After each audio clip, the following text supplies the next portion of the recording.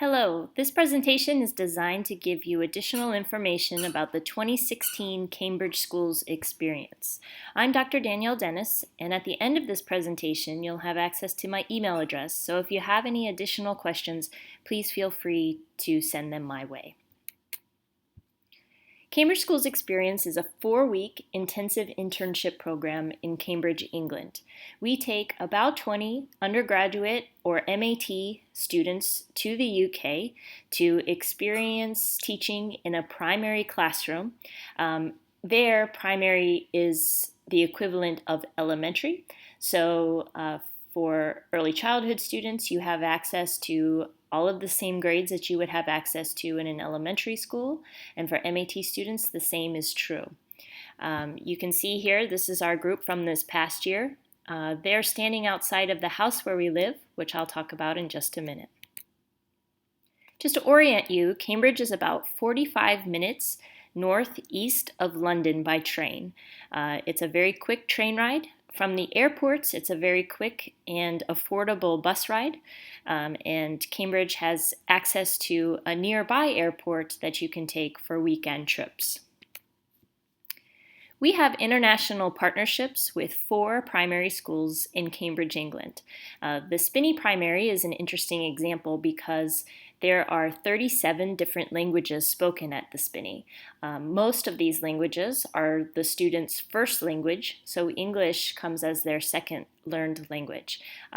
The Spinney Primary very much embraces this diversity in their school.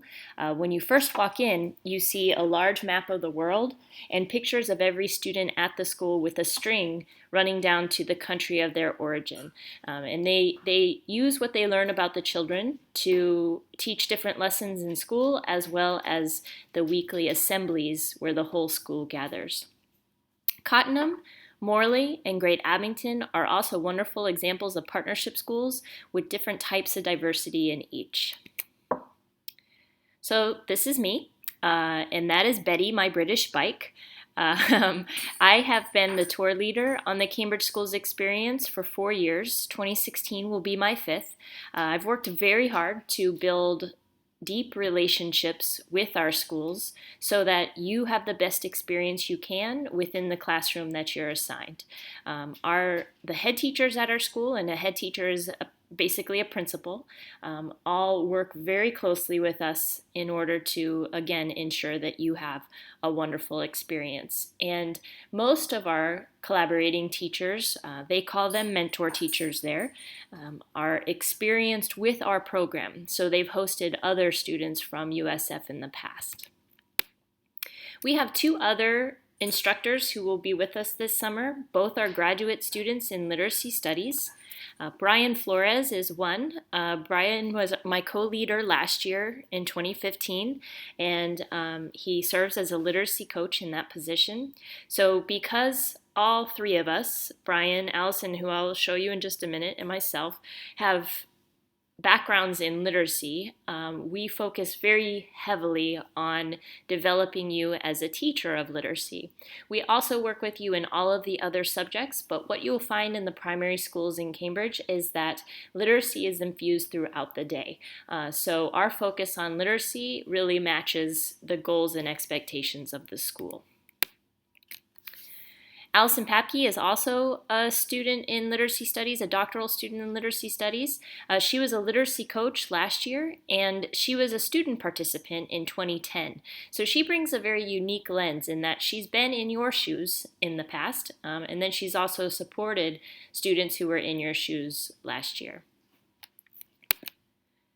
To give you a sense, you can see where the roads go around the city center. That's where all of the action happens in Cambridge. It's where most of the pubs, most of the restaurants, most of the shopping, most of the colleges, and all of those places that you will most likely want to visit are within that city center. Where you see the green arrow that says Workworth House, that's where we live. So we are extremely close to city center. It's about a 5-minute walk from the house. If you look just south of Workworth House, there's a large park there that's called Parker's Piece. That park is gorgeous and it's huge. And throughout the summer, on very nice days, you'll see hundreds, if not thousands, of people just picnicking and playing football and meaning soccer, not our football, and cricket and things like that. And it's just a very lovely place that happens to be extremely close to our house. This is Workworth House. It's a bed and breakfast. We live there for the entire 4 weeks. So typically you have a roommate, potentially two. The rooms are traditionally doubles or triples. We do have breakfast every morning, so that's included in the cost of the program. And very often they have additional food laid out that you can make a lunch to take to your school. But also the schools have very good and also very inexpensive lunches that you can purchase. So you can actually, between breakfast and lunch, spend very little money. At the house, we do have access to a refrigerator and a microwave. Although it's a bed and breakfast and there is a full kitchen, we are not allowed to use the full kitchen for insurance and safety purposes. But you do have a fridge, a large one, and a microwave, so you can eat pretty inexpensively while you're over there. Now, obviously, you can also spend a lot of money if you choose to eat out every night, but you have to judge what you're capable of spending. The weather is much cooler in the summer in Cambridge than it is here, so you can see that the high temperatures in June and July run roughly 66 to 70 degrees Fahrenheit, and the lows are in the mid-50s. The weather this past summer was absolutely amazing. We tended to have low to mid-70s throughout the whole summer and a lot of sunshine. Although they don't get a lot of rain in terms of accumulation, there are often rainy days where it's just a drizzle. But what you'll find is, because it's common, people just go about their day, and it's not those torrential downpours, thunderstorms like we have in the US. Actually, sometimes it's kind of a nice break. On the weekends, you have the opportunity to travel wherever you want. So you're expected to be in your schools until the end of the school day on Friday. Just to be clear, there is no leaving early on Fridays so that you can catch a flight or a train somewhere. So you have to plan your trips accordingly. But these are just some examples of places that people have gone. So in the top left corner, that is actually a forest in southern England. In the top right corner, that's Edinburgh, Scotland. Just below that is a picture from Amsterdam. In the center at the bottom, that's a group that decided to stay in Cambridge for a weekend. There's always a festival of some sort going on, and when the weather is nice, it's hard to beat. And then obviously in that bottom left corner, you can see the Eiffel Tower in the background, and these girls went to Paris for a weekend. So some nuts and bolts. The program begins on June 9th and goes through July 9th, but that means that you need to leave the country on June 8th in order to arrive on time in Cambridge. The past few years, the cost of the program has been roughly $5,000, slightly below, but if you budget, you would want to budget around $5,000. That includes a 3-credit course, so whichever course coincides with your program. It includes your lodging for 30 nights with breakfast every morning. It includes your bus passes for travel to your schools. All of the schools require some type of bus transportation to get there. And it requires a welcome dinner and a bon voyage dinner with your mentor teachers. It does not include your flight or any spending money that you need. So the only meal that is definitely included is breakfast. Lunch and dinner are on you, and any weekend travel or extended travel before or after is on you.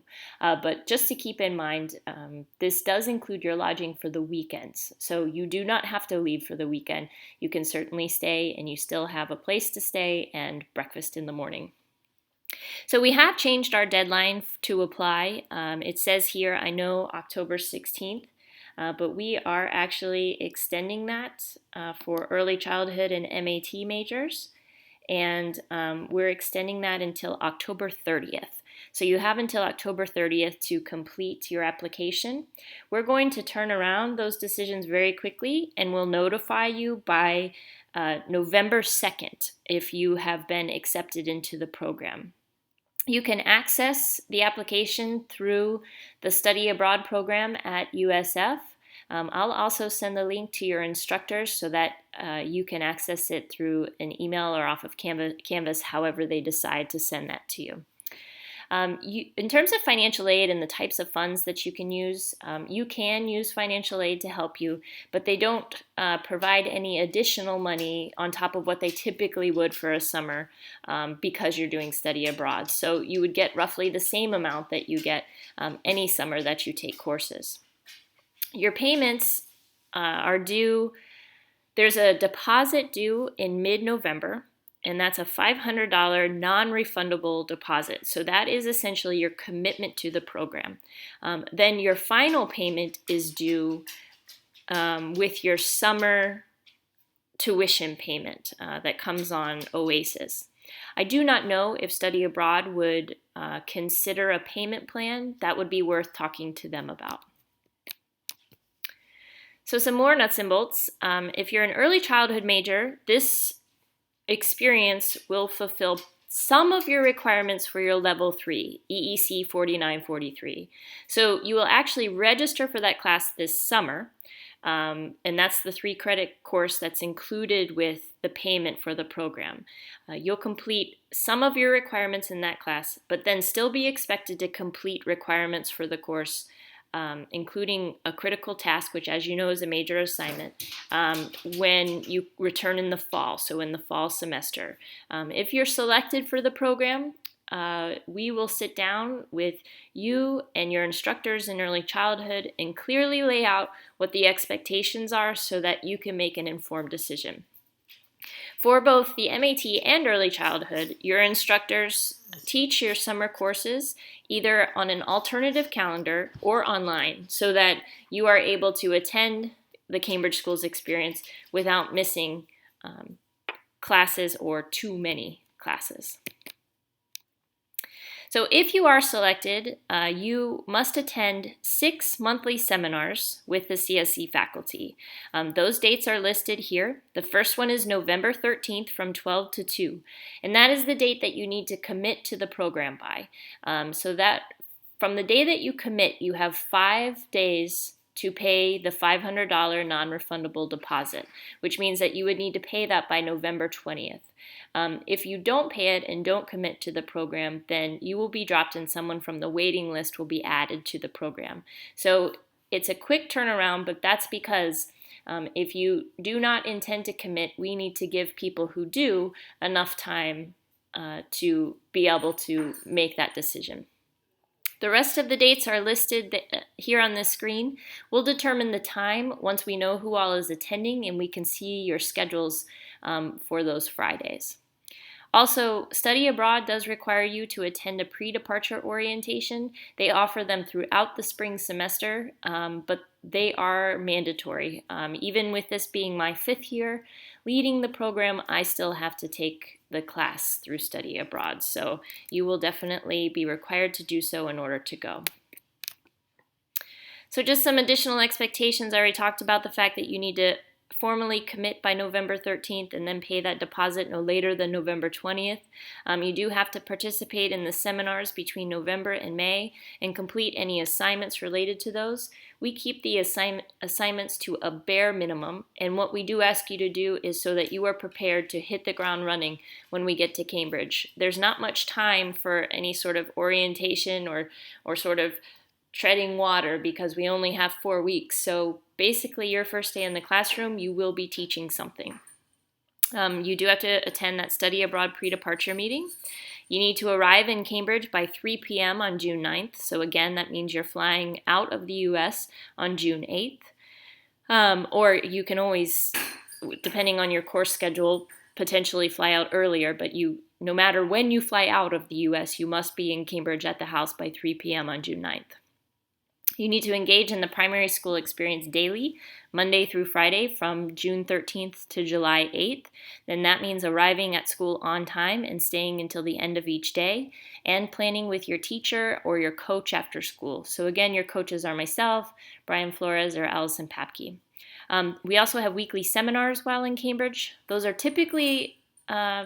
typically take place at the house, although we also do some school-based seminars, but you'll know about those in advance. And then, of course, complete all assignments because this program is for a grade. This just gives you a sense of what Cambridge looks like in the summer. Those are punts, so they are a boating vessel that you take down the River Cam. The building to your left is one of the colleges, and that's what they call the backs, because when you go down the river, you see the backs of all of the colleges, and it's just a very nice way to spend an afternoon. Just around the corner from our house is a local pub called the Free Press. They are very familiar with the USF group, and as you can see here, they give fair warning to the city when we're about to arrive. So if you have any questions, please feel free to email me. My email is here on this slide. I'm happy to answer those, and just keep in mind that, again, your applications would be due on October 30th, which is a Friday. Thanks so much.